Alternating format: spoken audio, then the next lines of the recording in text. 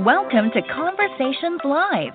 For more than a decade, we've brought you the best in books, entertainment, celebrity interviews, and current events.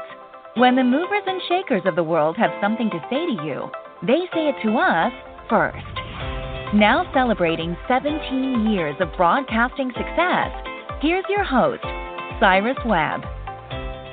And welcome back, everyone, to Conversations Live. I'm your host, Cyrus Webb. Glad you all could join us once again, both for our radio audience tuning in the South and our friends joining us online worldwide. Thanks to our friends at iHeartRadio. We're glad you all could join us as well. Our next guest is known by many titles. You know him as an actor, producer, singer, songwriter, even a choreographer. But Columbus Short is making his very first appearance on Conversations Live today to talk to us not only about the journey that led him to where he is today in 2020, but also the lessons learned along the way. He's kind of shared all of that in his new book called Short Stories, the autobiography of Columbus Short.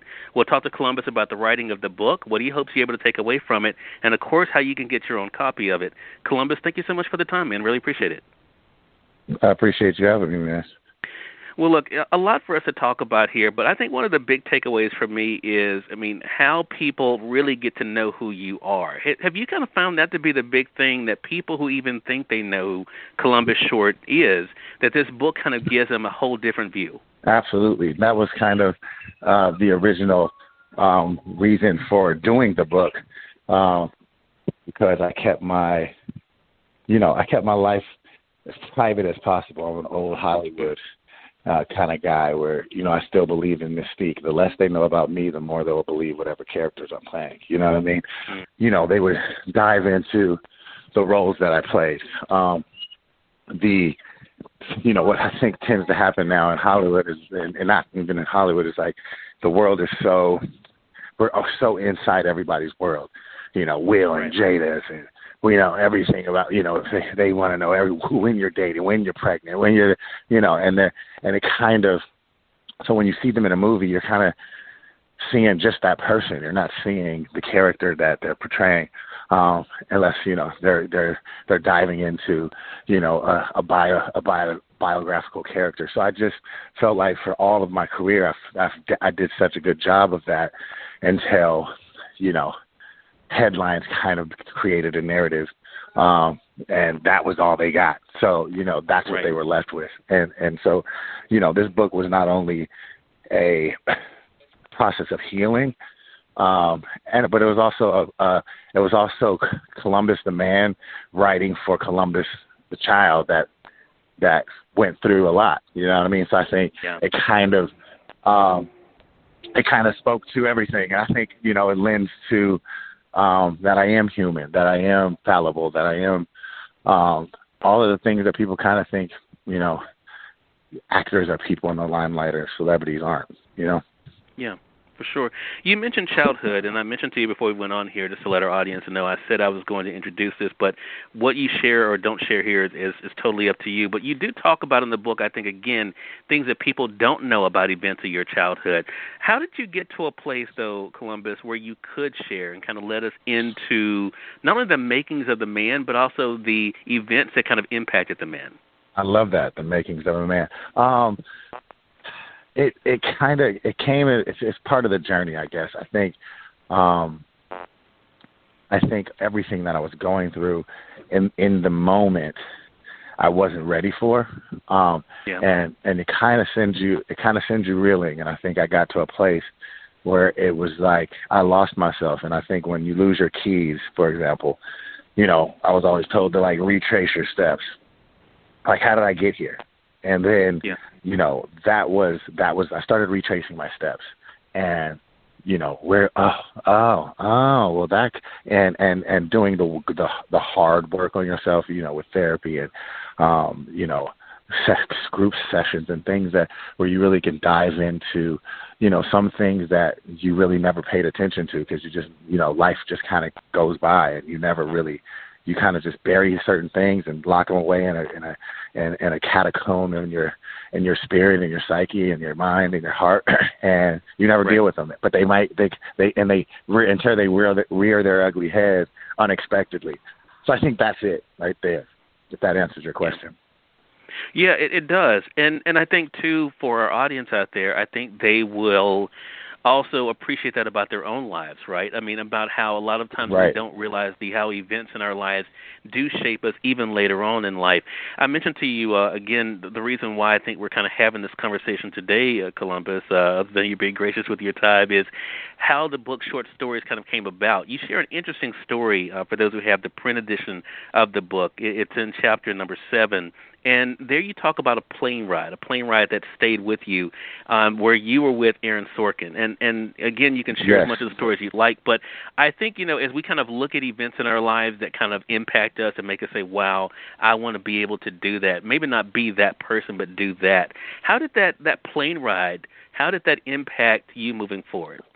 Well, to truncate that part, that chapter, I was on Studio 60 at the time, but I was going to New York. I had to leave to promote Stomp the Yard, which was the movie that kind of put me on the map, right? So I was doing a press junket. I had to get back to L.A. I had to go to New York to do a bunch of press for Stomp. And then I was on the plane back from New York to get back to work for the next episode of Studio 60.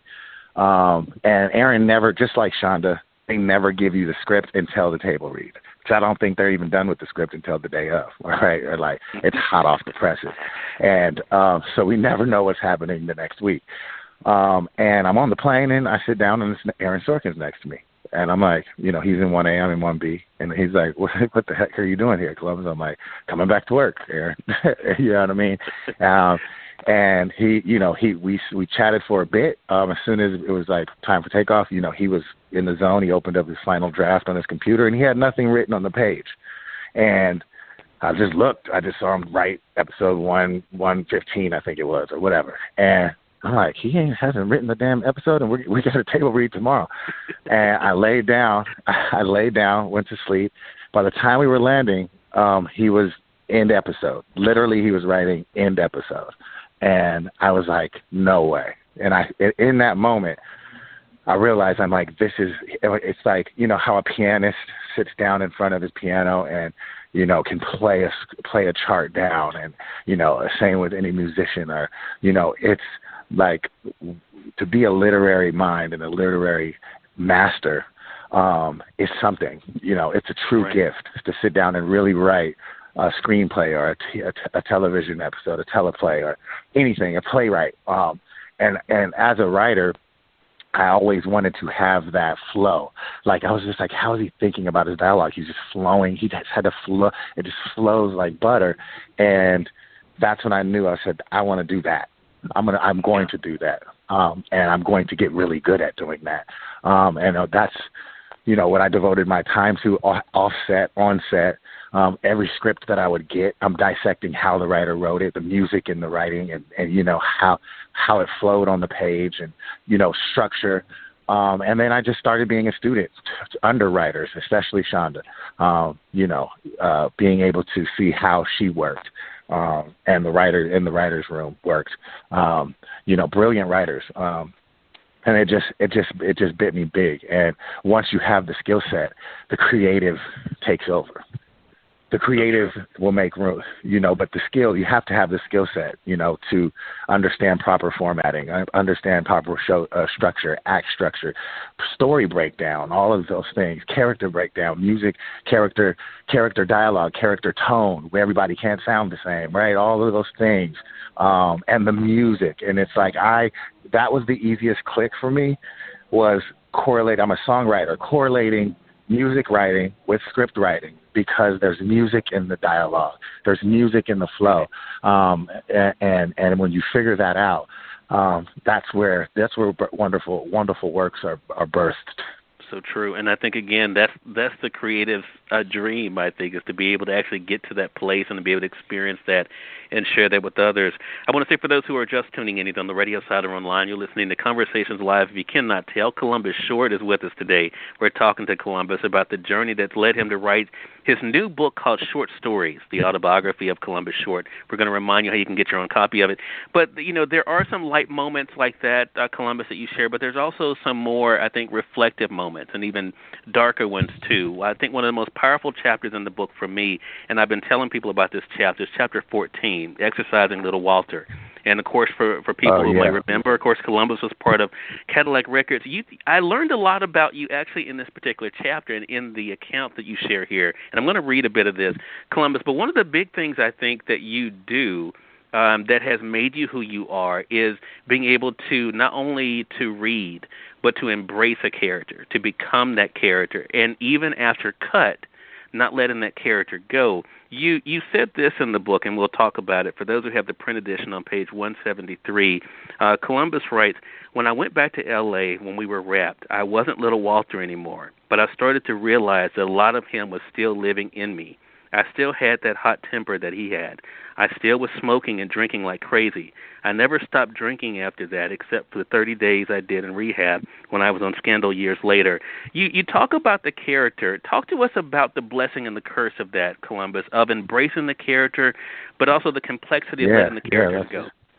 It's crazy, and I think Denzel, I watched something Denzel said about this, and it was too late. I wish I would have known it before, but it was how we are opening up our vessels, right, are to embody characters, especially when you're playing, dark characters. I mean, look what happened to Heath playing the Joker. It's a dangerous place to go. And if you're not an actor, you don't understand that, because we really go there. Most actors, if they really are worth their salt, go completely dumb to and open to the manifestation and embodiment and the possession of a character. And so in building that and being with a character so long, it takes 21 days to make a habit, right? If I'm walking and I'm talking like a certain way for 21 days, I'm drinking. I never was a drinker ever, but I was drinking. I got to the point where I was drinking like water. It was like nothing to me. And I'm smoking cigarettes, and I was,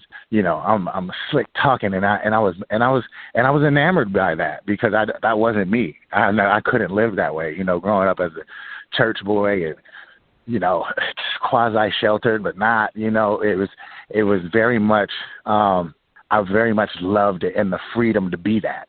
And where everybody, it's like, man, if I was just this in the streets, people would be like, this Negro's crazy. But under the context, they're like, wow, he's a genius. And it was amazing to be in that. So when it was over with, I didn't properly cleanse my spirit of Little Walter and those habits that I acquired during that process. I didn't properly detox, my mind, my body, and my spirit, and clean my slate. So I just kind of just kept it. And I think those things, as wonderful as it was, I paid a price for it. I think, emotionally, spiritually for sure. Right. Evander Holyfield always tells me, he says, my mama says, if you don't ever pick nothing up, you don't ever have to put it down. So that's why he never drank or never smoked or never did any of that. And I picked that up, and it was I'm grateful for that learning process, and then there was an insecurity to that. There was an insecurity to why I never broke character. I didn't want to lose it. I knew I tapped in. I knew I was in, and I never wanted to come out and not be able to get back in. That was my worst fear. And but as I've grown so much as an actor, in the game, I know how to come in and I know how to get out. I know how to go in and turn it off and come right back in, right where like not at all. And I think that comes from snaps. I call them reps.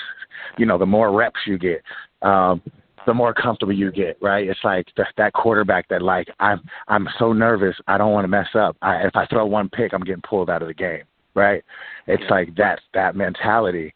And now I know I had the freedom. I'm like, if I drop a line, it's fine. If I'm off on the accent, it's okay. Like if I'm playing a Brit tomorrow and I'm not, locked in, and maybe I slip into my American accent, I can just we can keep going, and I can tap right back in. I don't have to stay there. So it was very much a learning process just for me as an actor. One, being a method actor, there's part being method, and there's balance. You know what I mean? There's balance. So that's one of the things I learned throughout that process. But it was an amazing process, one I wouldn't change for the world. Yeah.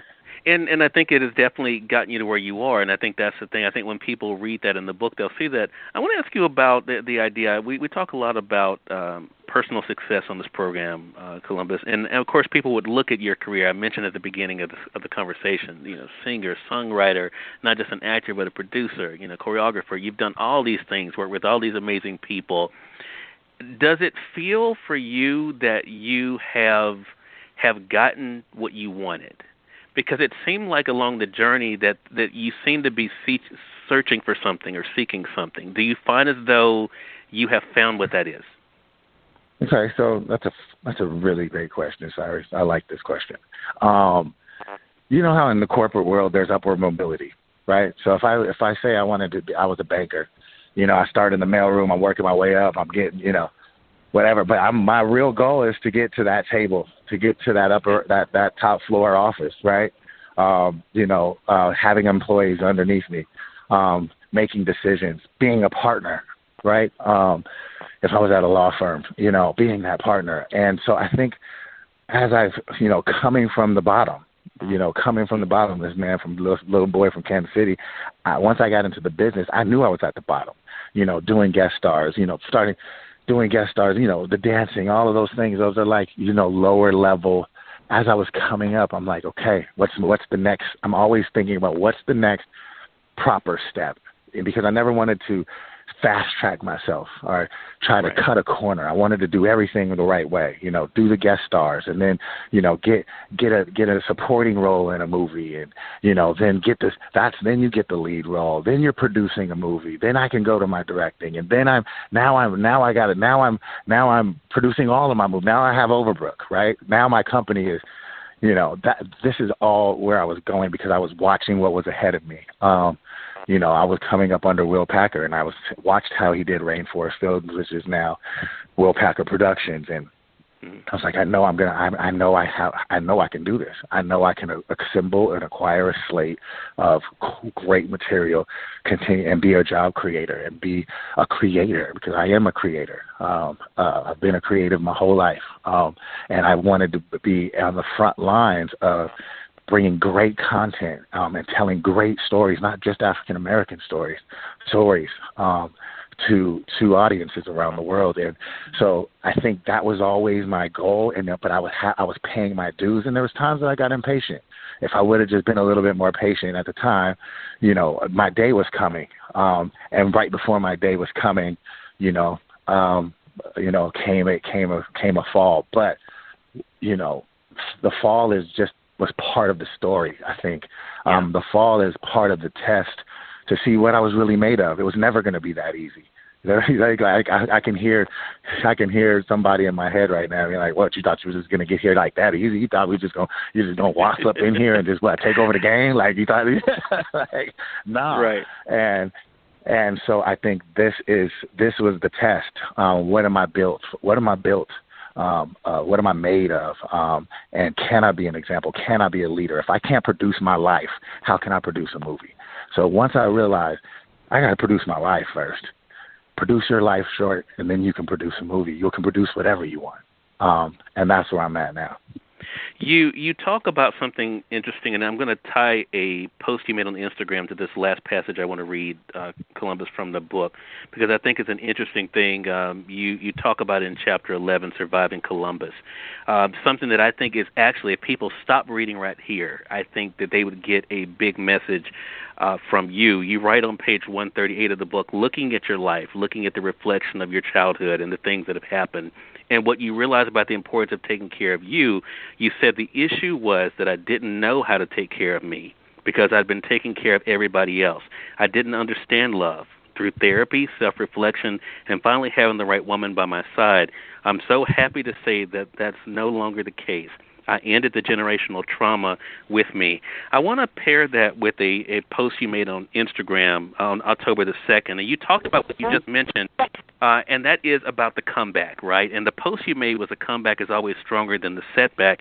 And the thing that you made, the point I want to bring up is that you write this, historically we don't get second chances, but I refuse to believe that or let that be the tale. I will not allow that to stop me from changing the narrative and changing the legacy I leave behind.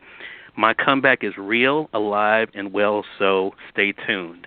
Is that kind of one of the big things for you, also for your fans, you want them to know that not only are you now embracing you, but also they can do the same in their own life? Exactly. That is you nailed it on the head. You know, people go through divorces all the time. People have, horrific loss, where they just feel like their life, wildfire burns their house down. They're like nothing. They have nothing. All their family history, all their pictures, all their, I had a wildfire, right? And it's like, some people, you can either lay there and say, okay, we're done. It's over. We tried. Or you start brick by brick and rebuild better, make new memories, fill your house with new energy, new love, new life. And I think with those things, that's the message, is that, it's not how we start this race, and it's how we finish. And there's a whole bunch of things between, the only difference between a story and a fairy tale is two things: once upon a time and happily ever after. We're not living in a fairy tale. We're living in our life as a story. And I think, how we started, we can finish it dynamic. And, I didn't want my life to end up a cautionary tale, but I wanted it to be a testimony. And it really is that, Columbus. Again, everyone, Columbus Short has been our guest.